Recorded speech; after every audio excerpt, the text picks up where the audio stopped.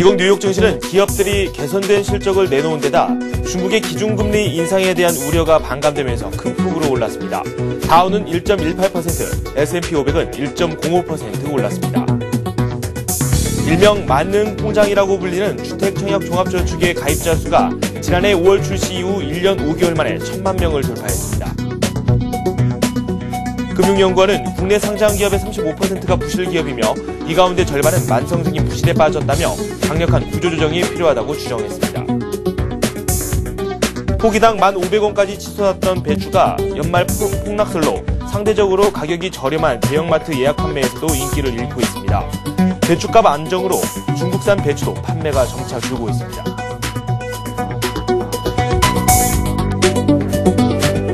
네, 출발 센 증시 시작하도록 하겠습니다. 중국의 기준금리 인상 충격에서 글로벌 증시가 점차 벗어나고 있습니다. 앞에서 살펴봤었던 미국 증시 이 상승 마감했습니다. 상승폭이 전날 낙폭을 다 만회하지는 못했지만 그래도 의미 있는 상승폭이 나왔습니다. 다우는 11,000선을 다시 회복했습니다. 우리 증시 역시 어제 좀 흔들리는 모습을 보였지만 후반부에 힘을 내면서 상승 마감했습니다. 마감 지수 다시 한번 살펴보도록 하겠습니다. 코스피 같은 경우는 장중에 1% 가까이 밀리기도 했지만 이 기관이 매수에 가담하면서 상승 전환됐습니다. 선물 쪽에서 외국인들이 계속해서 매도를 했었는데 일단 외국인들의 매도세는 일단락됐습니다. 은행주와 그리고 보험주들을 중심으로 한 금융주가 상승을 주도했고요. 철강금속과 기계 쪽은 부진한 흐름을 보여줬습니다. 코스닥 같은 경우는 1% 넘게 오르면서 520을 넘어섰습니다. 아시아 지역 증시는 혼조세를 보였습니다. 일본 증시에서는 중국의 기준금리 인상 소식이 들려지면서 차익 실현 매물이 쏟아졌으며 장중에는 2% 넘게 밀리기도 했습니다. 중국 같은 경우는 상승세를 보이면서 3,000선 위에서 마감하는 모습을 보여줬습니다. 아시아 지역 증시까지 살펴봤고요. 미국 증시도 한번 살펴보도록 하겠습니다. 0.8에서 1.1%대의 상승세를 보여줬습니다. 주요 기업들의 실적 상당히 괜찮게 나왔다는 평가입니다.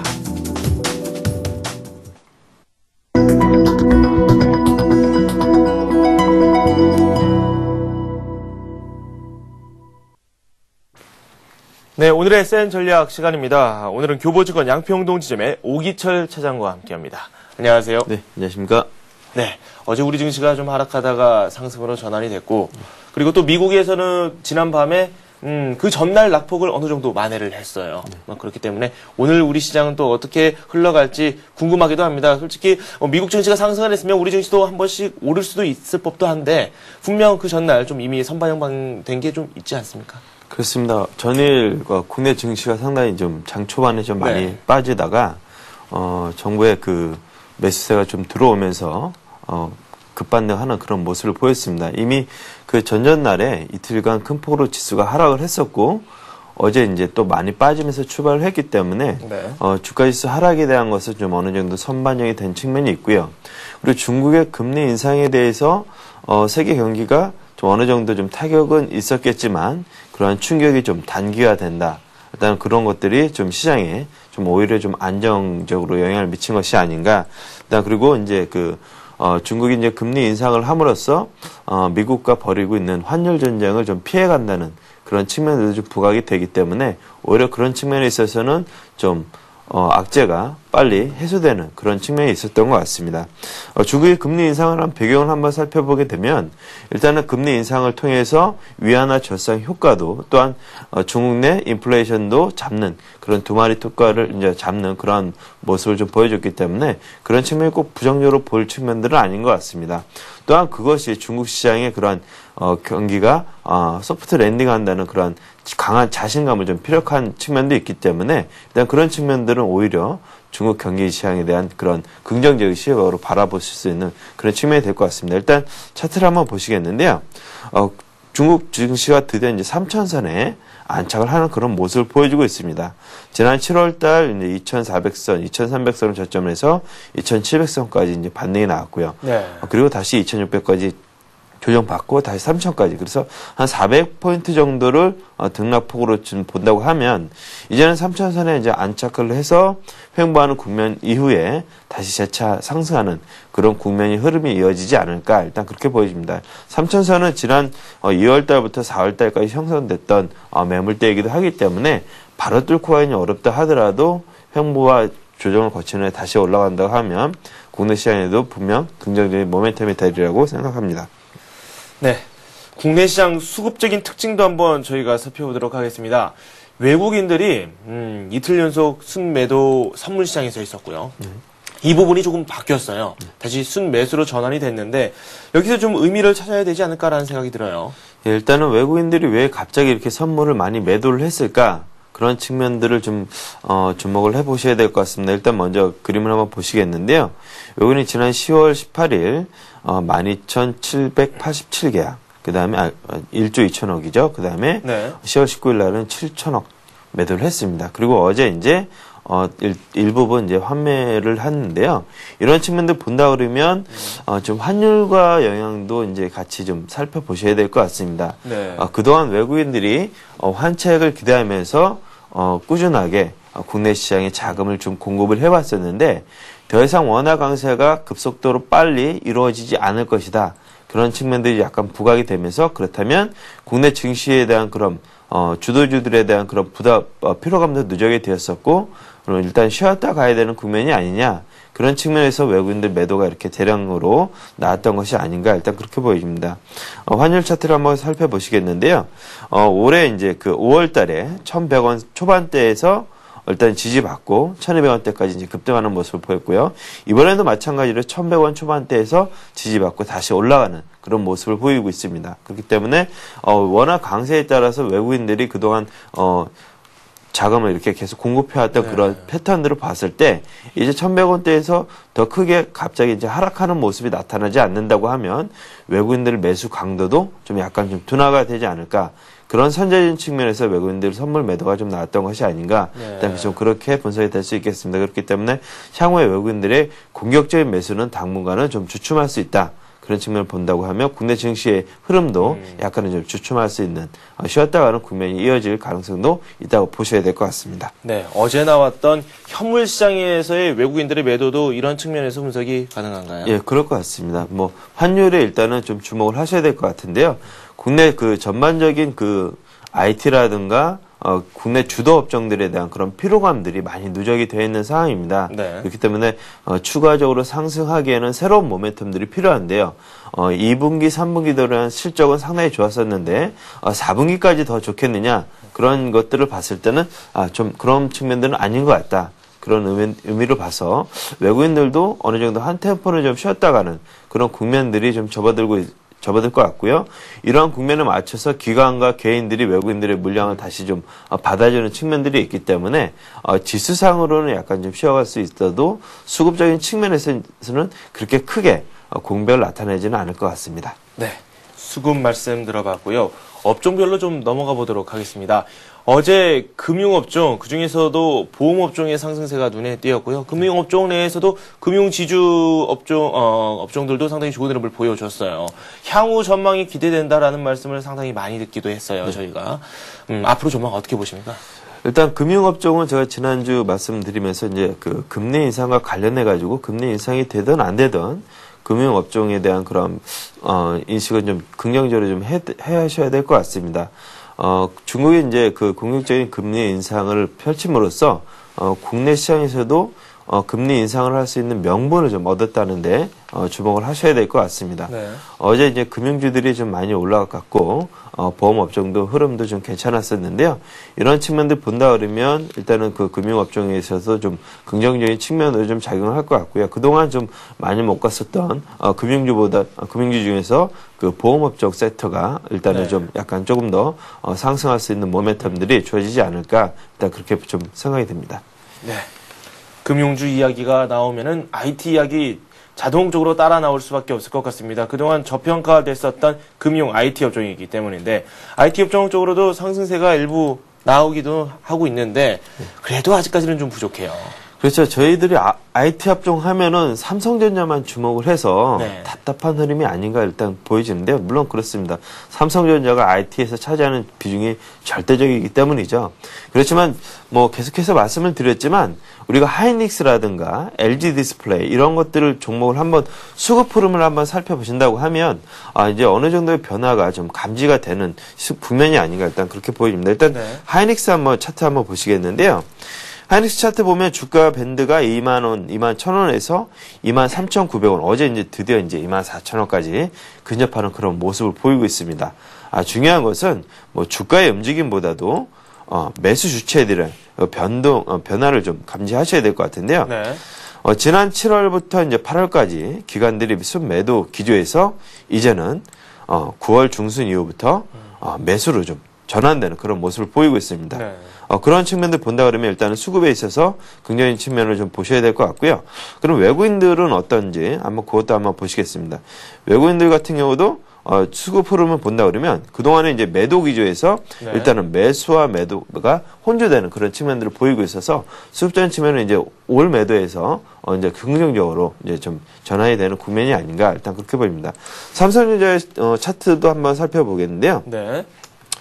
삼성전자 같은 경우는 일단 주가 지수가 지금 바닥권을 이제 여러 번 이제 그려주는 그런 모습을 보이고 있습니다. 저 추세 자체가 그렇게 많이 그려졌고 네. 뭐 하루 올랐다, 하루 내렸다 그런 장이 많이 전개가 됐어요. 일단은 74만 원 정도를 네. 바닥권으로 해서 일단 움직임들이 이제 지지가 될 것 같습니다. 네. 이런 부분들을 그려본다고 하면요. 일단은 지난 올해 이제 2월 달부터 형성됐던 자리가 74만 원 정도 부근에서 계속 지지받고 반등 나오는 그런 모습들을 보이고 있습니다. 일단은 삼성전자 같은 경우 그동안 실적 부분에 있어서 좀 긍정적인 측면들이 많이 부각이 됐었는데 네. 너무 좋다 보니까 좀 기존 효과에 비해서 좀 나빠지는 것이 아닌가 그런 우려감들도 있었고요. 그렇다 네. 하더라도 지금 정도 가격대면 일단 바닥권으로 인식을 하시고 서서히 접근하셔도 뭐 큰 무리는 없을 것으로 판단이 됩니다. 네. IT 업종에 대해서는 천천히 한번 접근해보는 것도 좋겠다라는 말씀을 해주셨는데 투자 전략 더 꼼꼼하게 한번 세워보도록 하죠. 오늘은 어떻게 장 세워나갈까요? 일단은 오늘 투자 전략은 일단은 그 지수를 한번 차트를 한번 보시면서 살펴보도록 하겠습니다.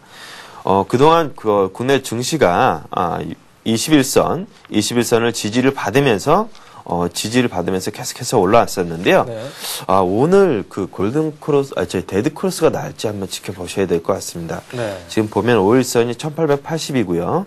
21선이 1875포인트인데, 이 지점이 일단은 만약에 오늘 1880선 이상으로 회복해서 마무리가 되지 않는다 그러면 데드 크로스가 나는 국면이 이제 발생을 하게 됩니다. 네. 뭐 기술적으로만 바라볼 것은 아니지만 분명히 시사하는 바가 있기 때문에 오늘 1880선을 회복을 하면서 데드 크로스가 안 나는 것이 좀 중요할 것 같습니다. 그것이 시장의 의지도 보여주는 측면들이 있기 때문에 오늘 만약에 1880선을 회복해서 만약 끝난다고 하면 긍정적인 측면이 계속적으로 부각이 될 것을 보여주고요. 네. 그렇지 못하고 지수가 데드 크로스가 나면서 오늘 마무리가 된다 그러면 주가 추이는 조금 더 이어질 가능성을 좀 염두에 두셔야 될 것 같습니다. 이런 것들은 외국인들의 수급에도 일단은 맞물리는 그런 측면들이 있기 때문에 좀 한 템포 쉬었다 가는 국면도 나타낼 가능성을 좀 배제할 수는 없을 것 같습니다.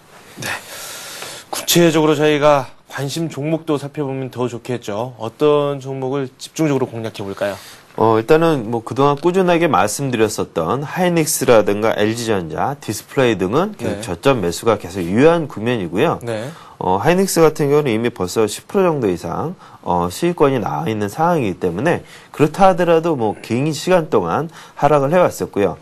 디램이 이제 4분기에 이제 최악의 국면을 이제 벗어나는 이제 1분기에는 이제 좀 좋아질 수 있는 네. 그런 국면이 들기 때문에 IT는 분명히 계속해서 관심을 갖고 꾸준하게 저점 매수에 좀 접근하시는 게 좋을 것 같고요. 최근에 중국 소비와 관련돼서 중국 관련주들의 흐름이 상당히 좋습니다. 네. 국내 시장의 중국 관련주들은 이미 주가 지수가 많이 올라갔기도 했고요. 지금 국내 시장에 이제 상장되어 있는 중국 관련주들, 중국 원형 자원이라든가 중국 엔진 집단, 차이나 그레이트 등 이런 중국 관련주들에 대해서도 네. 꾸준히 관심을 갖고 저점시마다 매수해서 홀딩하시는 전략이 좀 필요하실 것으로 보여집니다. 그리고 이제 오늘 이제 중소형 저평가된 소외 관련주들에 대해서도 좀 관심을 좀 가져주셔야 될 것 같습니다. 그동안 종목군들의 흐름들 본다고 하면 그동안 많이 올라갔던 종목들에 대해서는 좀 피로감들이 좀 누적이 되는 상황을 보여주고 있고요. 이러한 흐름에 따라서 코스닥, IT, 저평가됐던 그런 종목들, 지지난주에부터 이제 기관들의 매수가 들어오면서 이번 주, 지난주 후반에 IT주들에 대한 흐름들이 상당히 좀 좋았던 모습을 볼 수가 있겠습니다. 그렇기 때문에 중소형 저평가 소액 됐던 종목 중에서 LG 하우스라든가 인터파크, 동국산업 등 종목들에 대해서 좀 관심을 좀 가지셔야 될 것 같고요. 오늘 가지고 나온 종목은 LG 하우시스입니다. 이 종목에 대해서 좀 일단 한번 차트를 보면서 먼저 말씀을 드리겠는데요. 네. LG 하우시스 같은 경우는 건축, 장식자재, 소재 부품 제조 및 판매 업체입니다. 지난 9월에 LG 화학에서 분리가 됐고요. 지금 최근에 제가 이제 LG 하우시스에 대해서 주목을 하는 이유는 그동안 좀 많이 좀 못 갔었습니다. 그런 흐름들을 이제 한번 살펴보게 되면 LG 하우시스 같은 경우는 그런 다른 그 건설 업종 같은 경우는 이미 주가를 흐름을 보게 되면 지난 7월 달 이후부터 계속해서 건설 업종에 대한 지수 흐름은 상당히 좋았습니다. 네. 그런데 LG 하우시스가 주가가 올라가지 못했던 이유는 그동안 건설 업종에 대한 부진, 그다음 원가에 대한 그런 부담, 환율 하락에 대한 그런 수익성 악화, 이런 것들이 총체적으로 좀 반영이 되면서 3분기 실적까지 별로 좋지 않은 그런 흐름을 보였습니다. 네. 그렇지만 이제 작년 9월 달 이후부터 주가가 그동안 1년간 빠지는 흐름을 보였었고 최근에 횡보하는 흐름을 좀 나타내고 있고요. 수급도 이제 변화가 좀 감지가 되고 있습니다. 네. 외국인들이 9월 10일 이후부터 계속해서 꾸준하게 매수를 해주는 모습을 보이고 있는데요. 이런 측면들도 관심을 본다고 하면 네. 충분히 LG 하우시스에 대해서 좀 접근할 만한 그런 시간이 아닌가, 그런 국면이 아닌가 이렇게 보여집니다. LG 하우시스 같은 경우 3분기 실적 부진은 이미 시장에 반영됐다고 보여지고요. 네. 중국과 미국의 전략 시장이 중심에서 글로벌 사업이 확대가 되면서 또한 신사업의 성과가 조기에 이제 가시화가 될 것 같습니다. 그렇다면 LG 하우시스도 4분기 실적을 좀 바닥으로 인해서 일단은 1분기부터는 내년 1분기부터는 턴어라운드하는 그런 국면에 접어들지 않을까, 일단 그렇게 좀 예상이 돼서 오늘 LG 하우시스에 대해서 좀 관심을 가져보시는 게 좋을 것 같습니다. 네. 실적 턴어라운드가 기대가 된다라고 말씀을 해주셨는데, 지금 최근 살펴보니까 계속 오르다가 좀 조정을 받고 있고, 지금 완만한 상승세를 그리고 있기 때문에 상당히 좋아요. 네. 그러면 매수가를 다시 한번 좀 말씀을 좀 해주시겠습니까? 일단은 LG 하우시스 매수가는 한 10만 원 정도가 네. 되겠습니다. 10만 원 정도 부근에서는 일단 매수 접근하셔도 될 것 같고요. 네. 목표가는 12만 원으로 제시를 해드리겠습니다. 이 12만 원은 지난 2월 달 부근에 고점 부근이기도 하고요. 그 정도의 펀더멘털은 충분히 좀 될 것 같아서 10만 원 정도 매수에 12만 원 정도 목표가 보시고요. 일단 손절가는 이평선들이 이탈하는 94,000원으로 제시를 해드리겠습니다. 저항대는 어느 정도로 볼 수 있을까요? 일단 단기적인 저항대는 올해 3월 달에 형성했던 11만 5천 원 정도 그 네. 부분이 되겠죠. 일단 네. 그 부분이 이제 돌파가 된다고 하면 12만 원대까지는 좀 갈 수 있지 않을까, 일단 그렇게 예측을 해봅니다. 네, 알겠습니다. 오늘의 스탠 전략, 지금까지 교보증권 양평동 지점의 오기철 차장과 함께했습니다. 고맙습니다. 네, 감사합니다.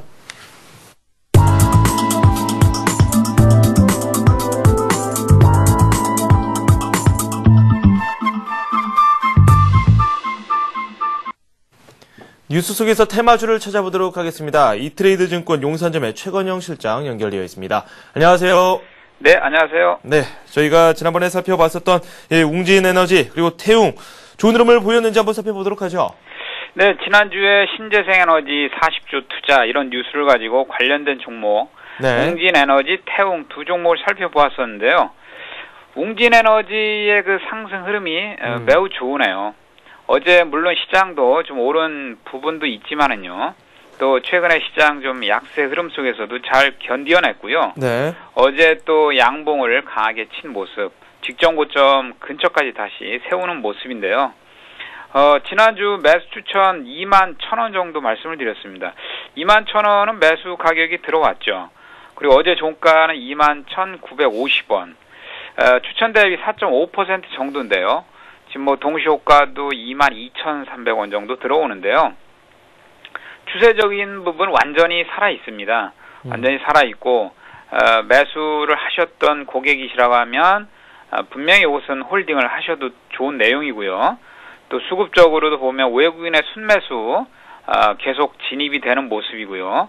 어제 또 기관이 새롭게 88,000개 정도 순매수가 들어온 모습을 볼 수가 있습니다. 기관과 외국인의 양매수 진입 좀 긍정적으로 보입니다. 웅진에너지 또 신규 종목이라서요.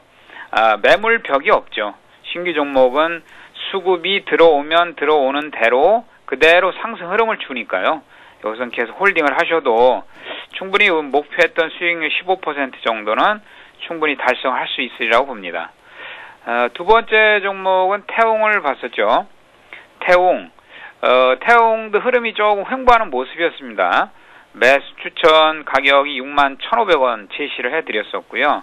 어제 종가는 62,100원. 거의 뭐 강보합 수준의 플러스 0.97 정도인데요. 흐름이 크게 분출되는 흐름이 나오진 않았습니다. 어제 조선기자재나 풍력발전 이런 쪽의 종목들 평산을 중심으로 한 시세 변동이 좀 크게 진행이 되는 모습이 나왔는데요. 태웅 아주 뭐 얌전하게 진행이 되고 있습니다. 수급적으로 뭐 이탈은 없고요. 외국인이 한 이틀 정도 신규 매수, 순매수가 진입이 된 모습을 볼 수가 있습니다. 그리고 기관도 매도 이탈이 된 모습 나오지는 않고 있고요. 차트상으로도 뭐 한 파동 정도 더 달릴 수 있는 그런 그림을 보여주고 있습니다. 수익이 크게 아직 안 나고 있지만 추가적인 수익률 상당히 기대가 되니까요. 또 풍력발전 관련한 종목 중에서는 사실 태웅이 대장주라고 할 수가 있습니다. 웅진에너지는 또 태양력 발전 관련한 그런 종목으로 또 선두 종목이라고 할 수가 있고요. 두 종목 모두 목표 수익률을 향해서 홀딩을 하셔도 좋을 것 같습니다. 네. 두 종목 상승세가 기대가 된다라는 말씀을 해주셨는데 신규 매수 관점에서도 접근해도 괜찮겠죠? 예, 신규 매수 태웅 정도는 신규 매수 진입을 충분히 하셔도 되고요. 웅진에너지 같은 경우도 추세가 흐트러짐이 없어서요. 네. 눌림목 관점 시 신규 매수를 하셔도 좋습니다. 네. 신재생에너지 관련주에서 말씀을 해주셨습니다. 오늘의 뉴스 살펴보도록 하죠. 네네. 자, 한 이틀 전에 나온 뉴스인데요. 2020년까지 방산 수출 7대 국가 달성 뭐 이런 네. 타이틀의 뉴스가 있습니다. 그동안 이제 방위산업체가 내수 중심의 산업에서 이제 수출 중심의 산업으로 변모하겠다 이런 내용인데요. 대통령 직속 미래기획위원회에서 지난 19일 날 국방 선진화를 위한 산업 발전 이런 전략 보고가 좀 있었죠. 네. 그 전략 보고상에서 방위 산업체의 규모 2020년까지 연간 40억 달러 수준으로 수출 규모를 늘리겠다. 지금까지는 내수 중심이었었는데요. 그래서 세계 7대 방위 산업 수출 국가로 도약한다는 청사진이 보고가 된 내용이 있습니다. 현재 뭐 2008년도 기준으로 해서는 방산 수출액이 2억 5천만 정도, 5천만 달러 정도 되니까요. 세계 무기 시장의 0.5%밖에 안 되는 아주 미미한 점유율에 그치고 있거든요. 네. 뭐 성장 가능성이 있다라고 볼 수가 있죠. 점유율이 미미하니까요. 또 특히 중요한 것은 지금까지는 이제 국방과학연구소가 독점하고 있다라는 것이죠. R&D. 네. 연구개발 체제가 이제 독점하고 있었는데 그걸 전면 개편하겠다. 네. 말하자면 핵심 전략을 제외하고는 일반 무기의 개발과 성능은 민간 방산업체로 맡길 것이다. 네. 그러니까 민간업체에 대한 일반 또 이 코스닥 상장 아니면 거래소 상장 이런 종목들에 대한 수혜가 예상이 되는 것이죠. 네. 민간 방산업체의 어떤 무기 개발과 성능 개량의 기능을 맡기겠다. 그러니까 활성화가 될 수가 있는 것이죠. 네. 방산 전문업체 관련 기업들 육성될 그런 계획이 있고요. 그다음에 활성화 그런 추진 계획이 이제 마련이 되는 것이죠. 네. 관련 종목은 뭐 예전에 뭐 한반도 리스크 문제로 해서 좀 변동성을 주거나 또 천안함 사고 이런 내용 때문에 변동성을 준 내용 그런 종목들이 있었는데요. 관련 종목은 스페코, 빅텍, 휴니드, 퍼스텍 네 종목을 보도록 하겠습니다. 물론 거래소 쪽에 뭐 한화라든지 두산인프라코아라든지 이런 것 뭐 대우조선해양이라든지 이런 종목들도 이제 방산 관련 종목으로 거론할 수가 있는데요. 그런 종목보다는 뉴스에 약간 민감하게 움직일 수 있는 개별주 성격의 종목, 요 네 종목을 말씀을 좀 드려볼게요. 네. 방산주 이런 특징은 좀 수급 매매 종목이다 이렇게 볼 수가 있고요. 네. 또 판단이 좀 빨라야 되고요. 매매 대응도 어느 정도 일정 부분 손놀림이 빨라야 되지 않느냐 이런 부분이 있습니다. 그래서 좀 매매 자신 있는 투자자들만이 좀 대응을 할 수 있는 그런 종목이다. 자, 이렇게 일단 전제를 해드리고요. 네 종목 중에 이제 스페코하고 빅텍을 두 종목을 말씀을 좀 드려볼게요. 네. 스페코라고 하는 종목은 그 내용을 보면 이제 방산 사업 부문 중에 구축함용 선박 안정기를 생산한 업체고요.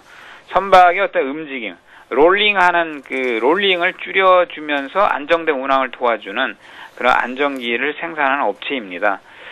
그리고 빅텍 같은 경우는 이제 항공기나 함정용 방향 탐지 장치 이런 부분을 또 생산하는 업체입니다.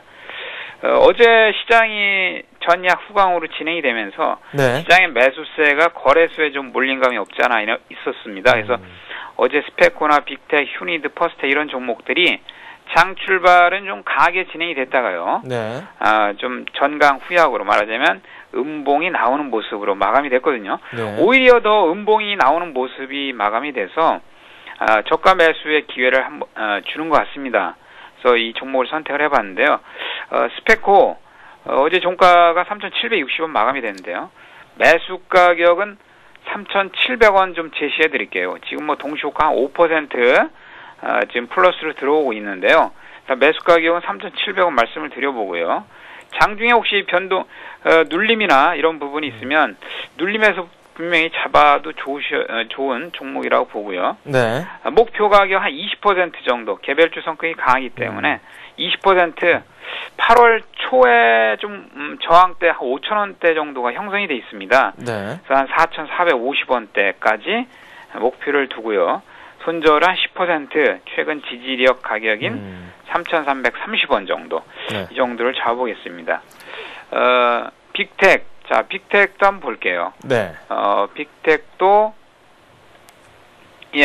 뭐 동시호가 플러스 들어오는데 어제 종가가 3,200원 그 마감이 됐는데요. 어제 종가 매수로 매수 추천을 좀 드려보고요. 목표 가격도 이것도 한 20%. 이 종목도 8월 초에 고점을 그렇게 강한 고점은 아니지만 고점을 그 만드는 부분이 있습니다. 그래서 3,840원까지 네. 이렇게 좀 제시를 해봐드리겠고요. 빅텍은 지난 8월 중순쯤에서 악재가 좀 나왔어요. 그런데 악재를 다 소화한 그런 모양의 차트거든요. 그래서 이것은 좀 추가로 달릴 수 있는 흐름을 좀 상승으로 좀 볼 수가 있겠고요. 손절도 이거 한 10% 2,880원 네. 이런 정도로 좀 잡아보도록 하겠습니다. 네. 스펙과 두 종목을 좀 말씀을 드려볼게요. 네네. 지금 두 종목 모두 동시호가상으로는 좀 상승 출발할 것으로 예상이 되고 있는데 좀 눌린 다음에 매수를 하는 게 좋겠죠? 눌림을 잡아서 매수 들어가시는 게 더 좋습니다. 예. 네, 알겠습니다. 지금 뭐 목표가로는 뭐 20% 정도 수익률 말씀을 해주셨는데 그만큼 개별 종목별로 이 수급에 따라서 크게 튈 수 있는 그런 종목들이기 때문에 네. 한번 잘 노려봐야 될 것 같습니다. 스페코 그리고 또 빅텍에 대해서 말씀 들어봤습니다. 지금까지 이트레이드 증권의 최건영 실장과 함께했습니다. 고맙습니다. 네, 감사합니다.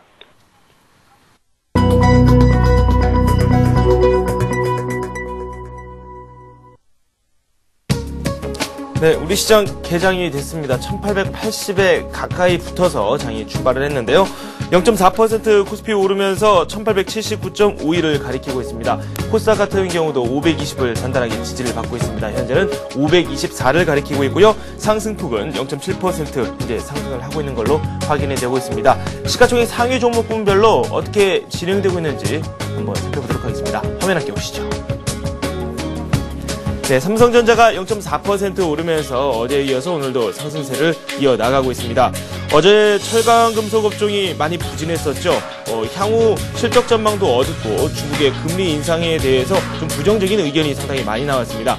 반발 매수가 들어오고 있네요. 포스코가 0.5% 오르고 있고요. 현대제철 쪽도 좀 살펴보도록 할까요? 현대제철 같은 경우도 장중에 좀 상승세를 보이고 있습니다. 0.4% 오르면서 현재는 11만 1,000원 선에 거래가 이루어지고 있습니다. 자동차 관련 업종도 어제 상승을 좀 했습니다. 현대차, 현재는 0.6% 오르고 있고요. 현대모비스 0.4%, 기아차 0.7% 각각 오르면서 자동차 업종도 오늘 좋은 흐름이 나오고 있습니다. 현대중공업 0.9% 오르고 있고요. LG화학 0.3% 오르면서 조선과 화학업종 등도 다시 한번 랠리에 동참하고 있습니다. 신한지주 같은 경우는 0.7% 내리고 있습니다. KB금융도 0.1% 내리면서 금융주들, 그중에서도 금융지주주들이 어제 상승세가 좀 나왔는데 일정 부분을 반납하고 있습니다. 삼성생명은 0.4% 오르고 있고요. 이 보험주의 흐름이 어제 상당히 좋았었죠. 아래쪽에 있는 삼성화재도 한번 살펴보도록 하겠습니다. 반대로 좀 조정을 받고 있습니다. 0.2% 하락하면서 현재 장이 진행되고 있습니다. 이 밖에 한국전력이 0.5% 상승하고 있고요. LG전자가 다시 10만원 선을 회복했습니다. 0.9% 현재 상승폭을 기록하고 있고요.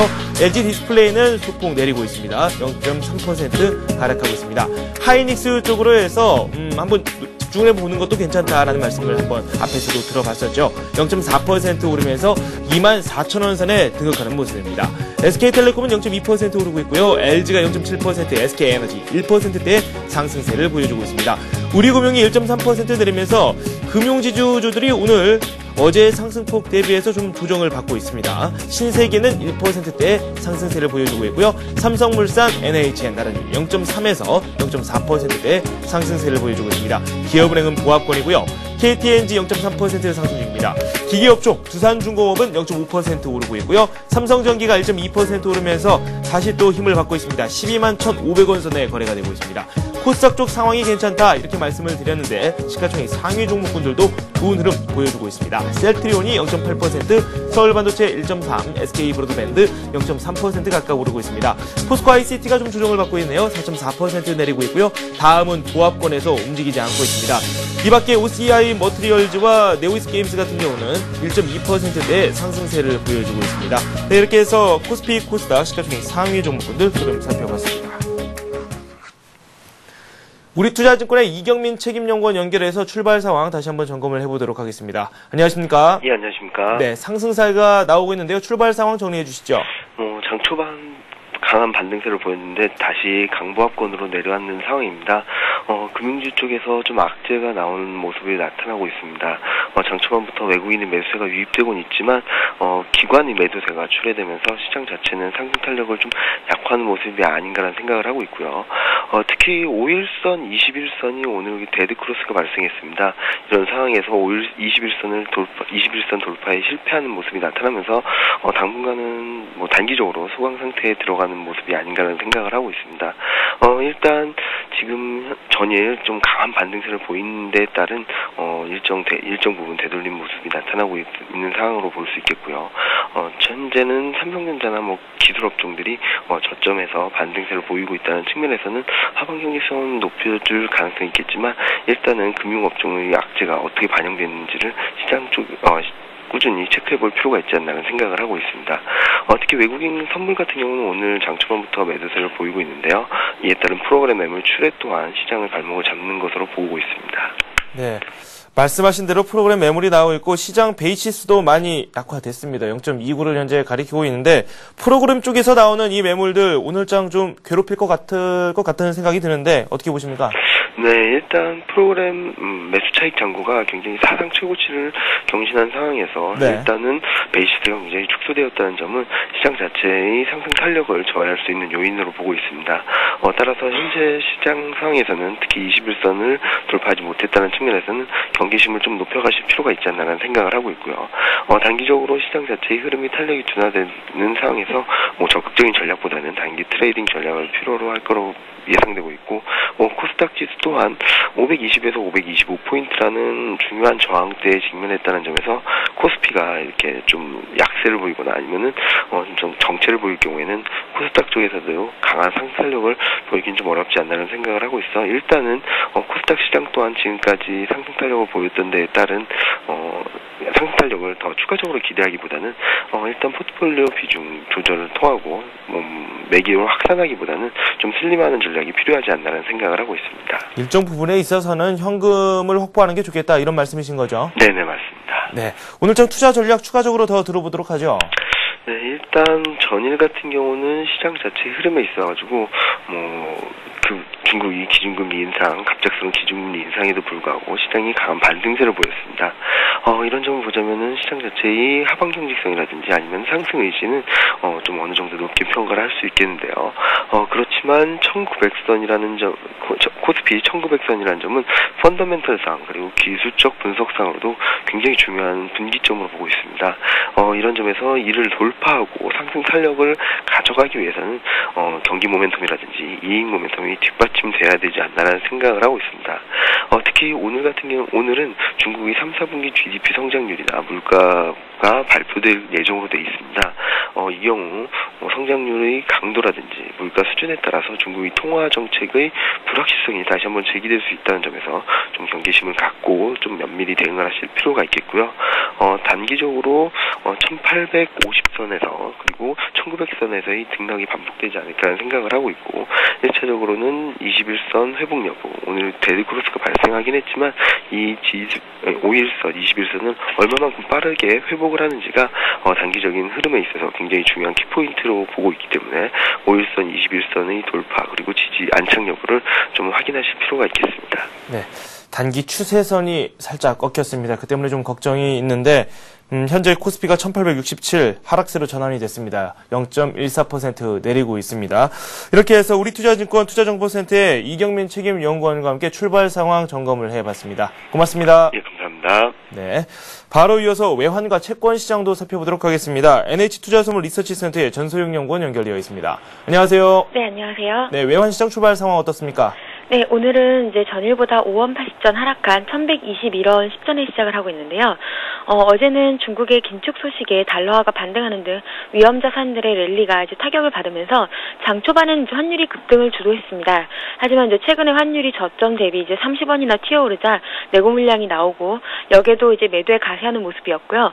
그리고 일목균형표에서 이제 기준선인 1140원에서의 강한 저항도 확인을 했습니다. 그래서 어제 환율은 전일보다 3원 60전 하락한 1126원 90전으로 마감을 했습니다. 네, 환율이 지금 내리고 있습니다. 앞에서 이경민 연구원께서 말씀을 해주셨는데 중국의 물가지수가 우리 증시에 좀 영향이 될 것이다 이렇게 말씀을 하셨습니다. 증시뿐만 아니라 환율에도 분명 영향을 미칠 텐데 어떻게 전망됩니까? 예, 일단은 이제 달러 인덱스가 하루 만에 77달러 선 초반으로 밀리면서 달러원 환율의 추가 하락을 견인하고 있는 모습입니다. 이제 환율 시장의 가장 큰 관심사는 이번 주말에 이제 경주에 있는 G20 재무장관 회의인데요. 일단 이제 이제 중국이 기준금리를 인상하면서 결국에는 이제 긴축으로 돌아섰다고 좀 보셔야 되는데요. 일단 이제 위안화 절상으로 인플레이션 압력을 좀 잡지 못한다는 것을 인식을 했고, 이 때문에 이제 기준금리 인상이라는 카드를 이제 좀 더 강한 긴축을 이제 사용하지 않았나라는 생각이 듭니다. 만약에 지금 기준금리 인상을 한 것이 이제 긴축이라면은 이제 최근에 중국 증시를 이제 강하게 이끌었던 이제 유동성이 한풀 꺾이는 모습이 나올 것으로 예상이 되는데요. 오늘 이제 소비자 물가 이제 중국의 소비자 물가 발표가 아무래도 이제 글로벌 증시에 좀 영향을 좀 미칠 수밖에 없는 이런 상황이 되고 있습니다. 그리고 이제 G20 이제 재무장관 회의 같은 경우는요, 결국에는 이제 이 회의를 이제 목전에 두고 좀 신경전이 좀 치열한 상황입니다. 유로존 내에서도 유로화의 강세에 대한 이제 좀 불만이 나오고 있는 상황이고요. 그리고 이제 브라질 같은 경우는 G20 회의에 아예 참석을 하지 않겠다라고 얘기를 하고 있는 상황이고요. 결국은 이제 22일 날 이제 중요한 이벤트를 이제 앞두고 이제 시장이 좀 어디로 튈지 좀 알 수 없는 이런 상황입니다. 따라서 적당하게 이제 조절을 해가면서 좀 거래를 하시는 것이 좋을 것 같고요. 우리나라 같은 경우는 이제 외환 규제 관련 리스크도 이제 부각되고 있는 만큼 단기적으로는 이제 G20 재무장관 회의까지는 좀 관망세가 이어질 가능성이 높고요. 박스권 움직임에 좀 대응하셔야 될 것 같습니다. 채권 시장 어제까지 사흘 연속 약세를 보였어요. 오늘 출발상은 어떤지요? 예, 오늘은 이제 좀 반등하는 모습입니다. 전일 대비 국채 선물이 이제 구틱 상승한 112.75에 시작을 하고 있는데요. 어제는 중국의 이제 금리 인상 재료에 한국의 금리 인상 가능성이 거론이 되면서 추가 급락하는 모습이었습니다. 하지만 장중에 이제 금융시장이 빠르게 회복되는 모습을 보이면서 국채 선물 보합권까지 왔지만 결국에는 이제 가격 레벨 부담이나 금리 인상 부담을 떨쳐내지 못하면서 결국엔 이제 추가 하락하는 모습이었는데요. 결국 국채 선물은 전일 대비 28틱 하락한 112.66에 마감을 했고요. 국고 3년물은 6bp 상승한 3.26%에 마감을 했습니다. 네, 채권 시장 역시 시장 심리가 불안하기는 마찬가지입니다. 오늘 장 전망도 함께 들어보도록 하죠. 네, 중국의 금리 인상 재료는 이제 하루 만에 희석되는 모습인데요. 이는 이제 뉴욕의 이제 베이지북에서 미국 경제가 미약한 성장 속도를 유지하고 있고 고용 창출과 인플레이션은 이제 제한이 되고 있다라고 평가를 하면서 결국에는 이제 11월달 FOMC에서 추가 양적 완화에 대한 이제 기대를 키우는 모습입니다.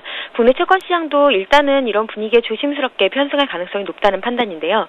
하지만 중국의 금리 인상 재료가 희석되었다고 하지만 그 잔재는 남아서 결국에는 기준금리 인상이 단행이 되지 않을까라는 이런 조심스러운 분위기를 연출할 것으로 예상이 됩니다. 오늘은 이제 국채 선물 기술적으로 20일 이평이 무너졌지만요. 20일 이평 수준까지의 112.75 정도 수준까지의 반등은 가능해 보이고요. 하지만 그동안 계속해서 차트상으로 막혀왔던 112.90에서 113 레벨을 뚫고 올라가기는 좀 쉽지 않을 것이라는 전망입니다. 네, 알겠습니다. NH투자선물 리서치센터의 전소영 연구원과 함께 외환시장, 채권시장에 대한 말씀 들어봤습니다. 고맙습니다. 네, 감사합니다.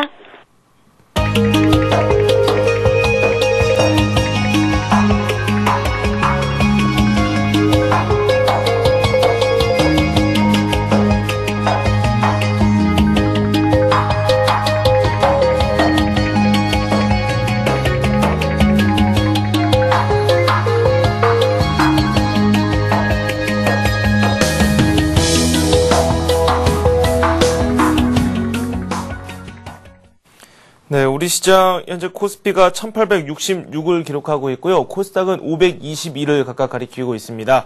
코스닥의 상승세가 눈에 띄고요. 코스피는 반락하는 모습입니다. 구체적으로 시장 상황 더 살펴보도록 하겠습니다. 신한금융투자 압구정 FC지점의 박재민 대리와 함께합니다. 안녕하세요. 네, 안녕하세요. 네, 양대 지수가 조금씩 엇갈리고 있습니다. 코스닥 쪽은 그래도 견조한 흐름을 보여주고 있네요. 어떻습니까?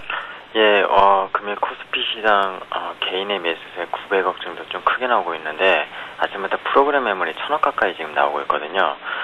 이 영향은 지금 외국인이 어제 선물 잠깐 반짝 사주긴 했지만 오늘 또 아침부터 거의 3000억 좀 안 되게 매도를 치고 있고요.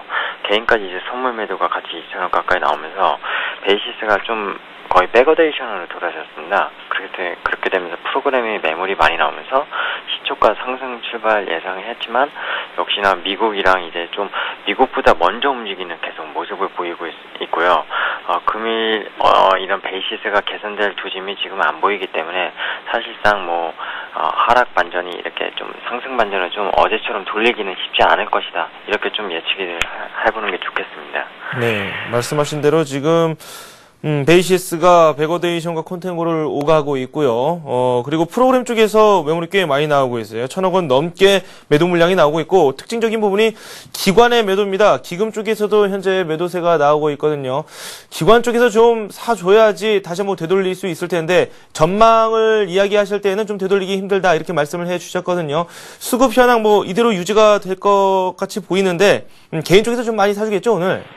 예, 그렇습니다. 사실상 이제 가장 중요한 것이 어저께 이제 볼린저 배드 하단 지수로 보면 1835에서 이제 기간의 매수세에 힘입어서 좀 올라왔었거든요. 근데 이제 볼린저 배드 이제 추세를 보면은 중앙선이 21선하고 일치한단 말이죠.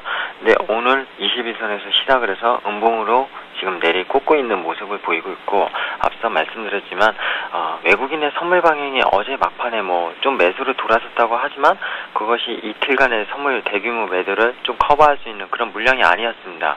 그리고 금일도 아침부터 지금 선물 매도를 많이 치는 것을 봤었을 때는 결국에는 코스피가 어저께 단기 기간의 매수세에서 일어나긴 했지만 중국의 어떤 금리 인상 이번의 영향이 사실 일회성 이벤트라고 지금 말도 나오고 있지만 어떻게 보면 중국 경제 긴축 정책이 결국 급성장에서 안정성장 이런 쪽으로 발판을 도디기 위해서, 그리고 과거 일본의 장기 침체 10년 국면을 미국처럼 답습하지 않는 그런 조치였기 때문에 단기간에 이제 전 세계 주가가 지금 중국을 보고 움직이고 있기 때문에 단기간에 조정은 불가피하다고 보시는 게 맞을 것 같고요. 금일 이제 프로그램은 사실상 이제 어제 막판에 많이 되돌려놨었는데 옵션 만기 이후에 월요일, 화요일 좀 많이 나왔었지만 아직도 나올 물량이 많이 남아 있습니다. 이 프로그램 물량이 소진되기 전까지는 코스피 지수는 계속 등락을 왔다 갔다 할 수 있는 박스 하수권 장세가 될 수밖에 없을 것 같고요. 말씀하신 대로 단기간에 이제 코스닥 지수가 많이 오르긴 했지만 코스닥 지수는 왜 계속 강할 수밖에 없냐면은 지난주에도 말씀드렸지만 5개월을 쉬었습니다. 5개월을 쉬었고 어떤 코스닥의 어떤 영업이익이나 그런 실적 전망이 4분기에 또 상향 조정이 되고 있고 그동안 못 움직였던 결국에는 중소형주에서 기관들의 매수가 좀 쉽게 일어나면서 좀 쉽게 끌어올릴 수 있는 그런 중소형주 위주로 좀 많이 움직일 수 있는 여건이 마련되어 있기 때문에 대형주가 쉴 때 결국에는 중소형주가 움직일 수밖에 없다. 이렇게 좀 말씀드리는 게 맞을 것 같습니다. 네.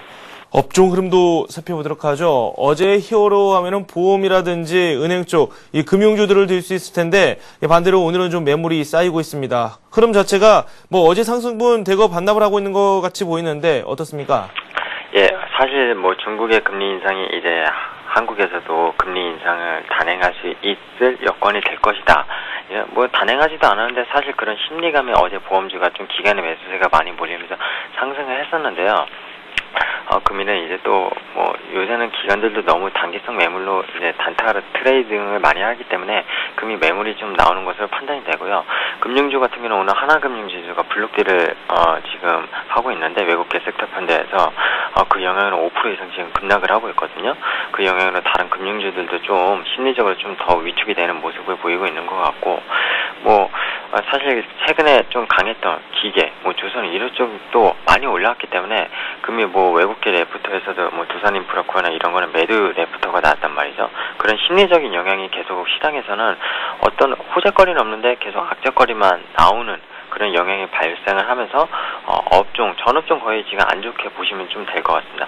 반면에 코스닥 이제 장비주들, 흔히 최근에 많이 올랐던 아몰레드 쪽 장비주들이랑 IT 관련 장비주, 그리고 LCD 장비주 이런 것들은 좀 부분적으로 상승세를 조금 보이고 있는데 결국에는 코스닥은 계속 좀 추가적으로 상승 랠리를 이어갈 것으로 11월까지 보이고요. 이 코스닥 중소형주 랠리가 좀 끝날 때 대형주 쪽으로 다시 그동안에 외국인이 이 장에서도 계속 사는 업종은 있단 말이죠. 네. 운수장비, 화학업종 이쪽은 계속 만약에 떨어질 때 부활한 매수를 좀 접근하시는 전략이 사실상 좀 길게 보시는 게 맞을 걸로 지금 판단이 되고 있습니다. 네, 코스닥 쪽 말씀까지 한번 해봤고요. 저희가 시장 투자 전략도 한번 살펴봐야 되겠죠. 낙폭이 더 커지고 있어요. 코스피가 0.4% 내리고 있고요. 코스피가 뭐 이렇게 좀 부진한 흐름을 보이니까 코스닥도 덩달아 상승분을 일정 부분 반납을 하고 있습니다. 투자 전략은 어떻게 세울까요?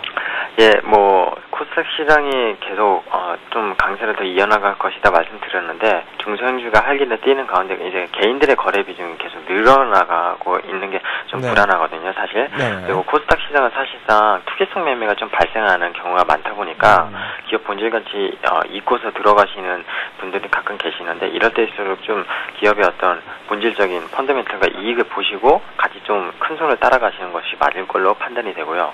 당분간 대형주는 이제 행보 혹은 조정 국면의 장세가 계속 지속된다고 말씀드렸는데 네. 종목별로 업종별로 이런 기간 조정 시에 더 차별화가 결국에는 장기간 더 심해집니다. 그렇기 때문에 아까도 말씀드렸지만 외국인이 많이 사는 종목 특히 운수장비 화학업종으로 좀 선별적인 투자를 좀 하실 필요가 있을 것으로 판단이 되고요. 하나 더 뭐 추가적으로 다시 말씀을 드리면 중소형주 테마 속에서도 네네. 실적과 펀더멘털의 우수한 회사들 결국에는 어떤 성장성이 보이는 친환경 그리고 뭐 에너지 뭐 이런 걸로 요새 테마가 많이 불고 있는데 펀더멘털이 결국엔 우수한 회사들이 나중에도 주가 관리가 결국 되기 때문에 그런 쪽 업종이나 종목들로 투자 범위를 축소시키면서 투자를 하시는 것이 맞을 것으로 판단이 됩니다. 네, 투자 전략까지 살펴봤습니다. 신한금융투자 압구정 FC지매 박재민 대리와 함께했습니다. 고맙습니다. 네, 감사합니다. 네, 좀 부진합니다. 그래도 낙폭을 이 짧은 시간 동안 또 줄였습니다. 0.2% 내리면서 코스피는 1864에서 5를 왔다 갔다 하고 있고요. 코스닥은 0.5% 오르면서 522포인트를 가리키고 있습니다. 개인이 좀 많이 사고 있는데 이 기관 쪽, 특히 프로그램 쪽에서 매물이 쏟아지고 있습니다. 1,500억 가까이 매도가 현재 나오고 있고요. 베이시스가 현재 백오데이션을 기록하고 있습니다. 네, 시장 상황 좀 만만치가 않네요. 오늘 업종별로 살펴봤을 때 어제 좀 많이 올랐던 금융업종이 좀 조정을 받고 있습니다. 기계 그리고 또 화학업종도 역시 좀 조정을 받고 있는데 앞에서 말씀을 들어봤을 때는 운수장비라든지 화학업종 쪽으로 좀 조정을 받을 때 관심을 가져보자라는 말씀을 들어봤습니다. 코스닥 쪽으로 이 정책적 테마를 가지고 있는 그런 종목군들 쪽으로도 관심을 쭉 이어가보자라는 평가도 들어봤습니다. 네, 출발 센증시 저희가 준비한 소식 여기까지고요. 저는 마켓앤 센증시에서 종합적으로 장을 다시 한번 분석해 보겠습니다. 잠시 후에 뵙겠습니다.